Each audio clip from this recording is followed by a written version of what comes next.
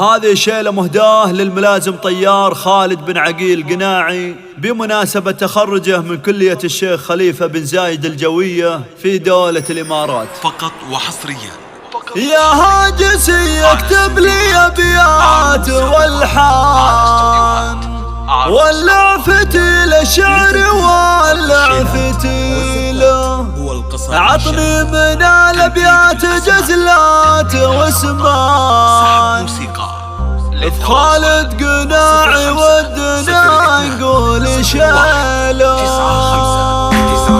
يا هاجسي اكتب لي أبيات والحان، ولع فتيل الشعر ولع فتيله، عطني من الأبيات جزلات واسمان، خالد قناعي ودنا نقول شيله. خالد يستاهل الحون وقيفان، أبيات شعر كل أبوها جزيلة، في يوم تخريج ترى الكل فرحان، كل تعنى له وكل يجيله، النجمة اللي شالها فوق الأمتان، خالد يزهاها وهي تستوي له. هذا حبيب الكل خالد قناعي، راعى العلوم الطيبة والجميلة، طيبهم ورث من أبوان وجدان، ما فيهم اللي داس درب الرذيلة، ابن الرجال اللي لهم عز وشان، أهل الكرم أهل العلوم الجميلة، أبو عقيل بن علي عالي الشان، أنا أشهد إنه أصل راعى الفضيلة، وإخوان مجلسهم يسع كل إنسان، يبشر بعزه كل شخص يجيله،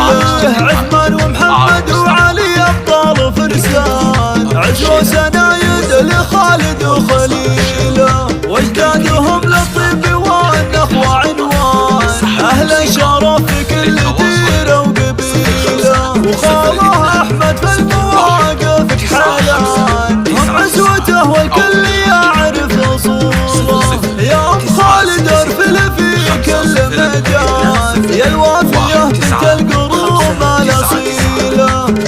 واستوديوهات عروس أبو ظبي.